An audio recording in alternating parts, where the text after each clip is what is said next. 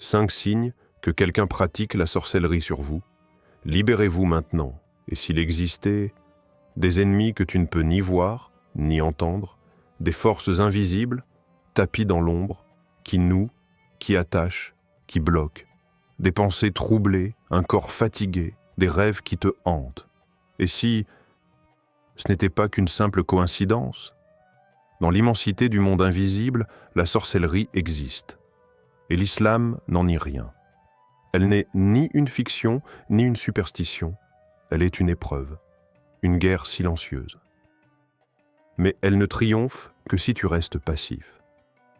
Aujourd'hui, tu vas découvrir 5 signes puissants qui peuvent indiquer que quelqu'un a tenté d'utiliser la sorcellerie contre toi, pas pour te faire peur, mais pour t'éveiller, et surtout pour te libérer.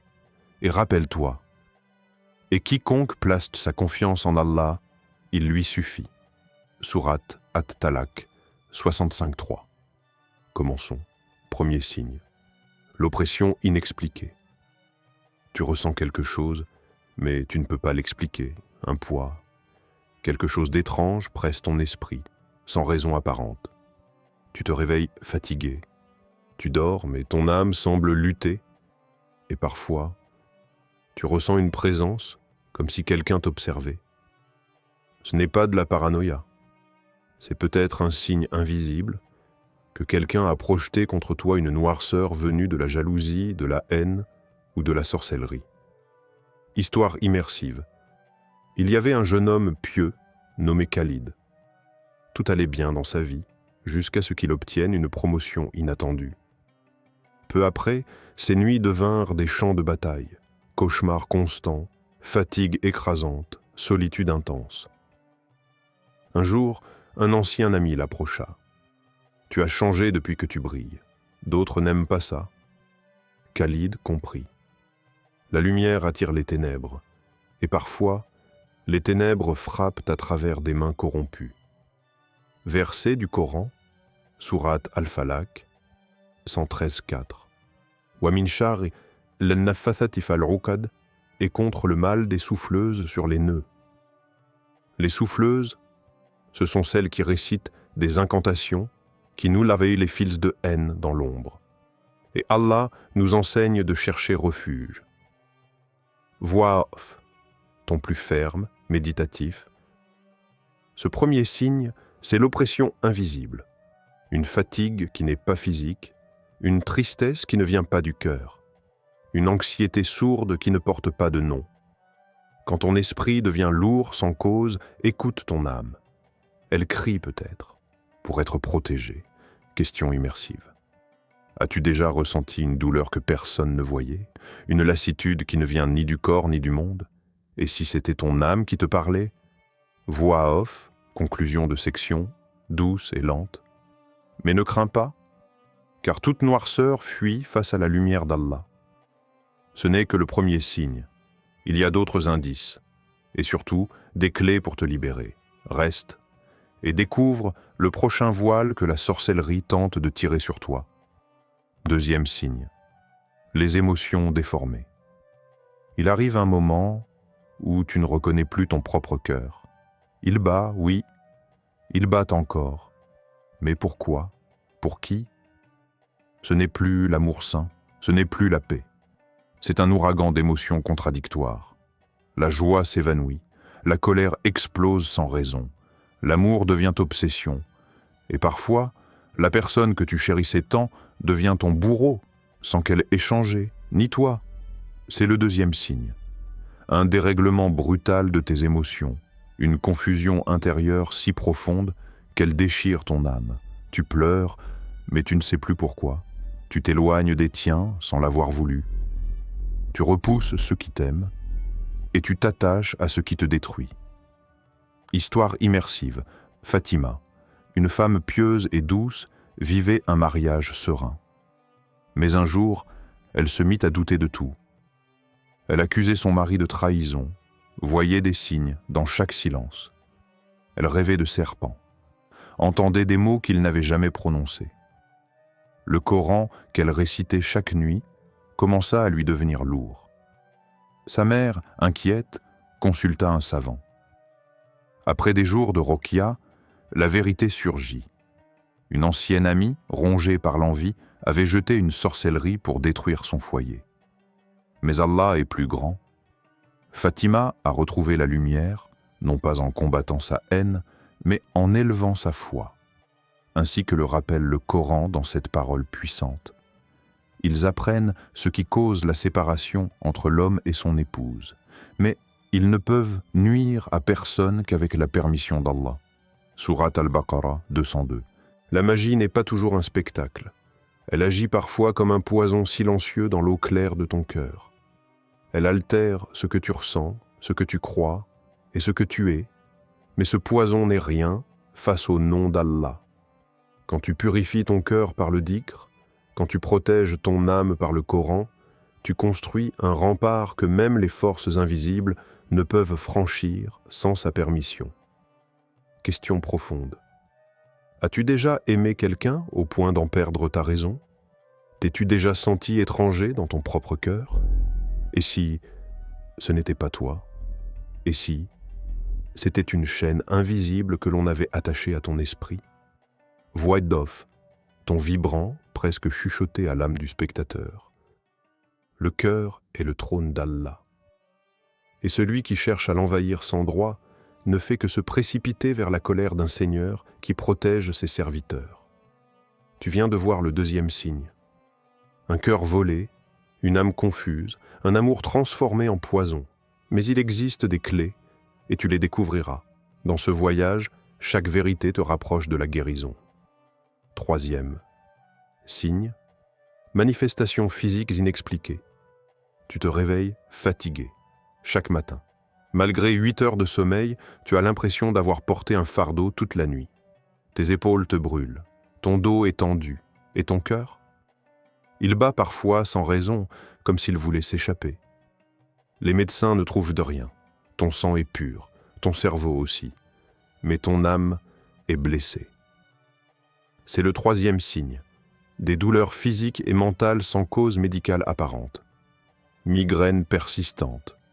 Sensation de poids sur la poitrine. Paralysie du sommeil. Étouffement nocturne. Et surtout, cette impression d'être observé, oppressé, touché. Le Coran ne reste pas silencieux devant ce mal invisible. Il dit dans une vérité glaçante mais éclairante: « Et je me réfugie auprès de toi, Seigneur des hommes, contre le mal du mauvais conseiller, furtif, qui souffle dans les poitrines des hommes. » Sourate An-Nas 114, 1-5. Histoire réelle et inspirante. Omar, un jeune homme studieux, a commencé à perdre ses moyens. Sa concentration s'effondrait. Ses examens devenaient des cauchemars. Un jour, il ressentit une douleur aiguë à la jambe, sans choc ni blessure. Les scanners ne montrèrent rien, mais chaque nuit, un même rêve revenait, une ombre qui lui enlaçait la jambe. Un jour, lors d'un rassemblement islamique, un savant récita longuement la sourate Al-Baqarah. Omar s'est mis à trembler, puis à pleurer. Il ne comprenait pas. Mais son âme, elle, savait. Le poison invisible était exposé à la lumière du Coran. Le corps est un messager. Quand l'ennemi ne peut atteindre ton cœur, il attaque ce que tu ressens. Mais n'oublie jamais, ton corps appartient à Allah. Et tout ce qui est à lui est sous sa protection. Question pour ton âme. Combien de fois as-tu ignoré les cris silencieux de ton corps? Et si ta fatigue, ton mal de tête, ton étouffement soudain étaient des appels à te reconnecter au Seigneur des cieux et de la terre? Chaque symptôme est une cloche d'alerte. Chaque douleur sans explication est un appel à tourner ton visage vers le ciel. Car parfois, ce que la science ignore, le Coran le révèle. Le troisième signe est celui d'un corps qui supplie d'être libéré. Mais ne t'inquiète pas, ce n'est que le milieu du voyage. Et la lumière s'approche à chaque pas que tu fais vers Allah. Quatrième signe, cauchemars récurrents et visions troublantes. Et si tu t'endormais pour voyager dans un monde qui n'était pas le tien? Un monde où l'on te poursuit, où tu chutes sans fin, où des visages sans yeux t'observent. Et quand tu cries, personne ne répond. tu ouvres les yeux, tu sues, ton cœur tambourine, mais ce n'était qu'un rêve, non, non. Parfois, le rêve est une vérité que ton âme a rencontrée dans l'invisible. Le 4e signe de la sorcellerie, c'est le rêve qui te tourmente. Chaque nuit, ou presque, les mêmes cauchemars, les mêmes présences sombres, les mêmes serpents, bêtes, silhouettes, tombeaux ou encore des visages familiers déformés. Et Allah, dans sa sagesse, nous avertit de ces songes empreints de vérité ou de tromperie. Et les djinns savent bien que, s'ils écoutaient, les cieux, ils seraient frappés d'un projectile brûlant. Sourate Al-Djinn, 72-9. Les djinns rôdent, et dans le sommeil, quand ta garde est baissée, ils s'introduisent. Non pas toujours, mais quand la sorcellerie est faite, le sommeil devient leur terrain d'attaque préféré. Histoire mystérieuse, une femme pieuse, nommée Hafsa, se réveillait chaque nuit à 3 heures. Elle voyait une silhouette au pied de son lit. Au début, elle crut rêver.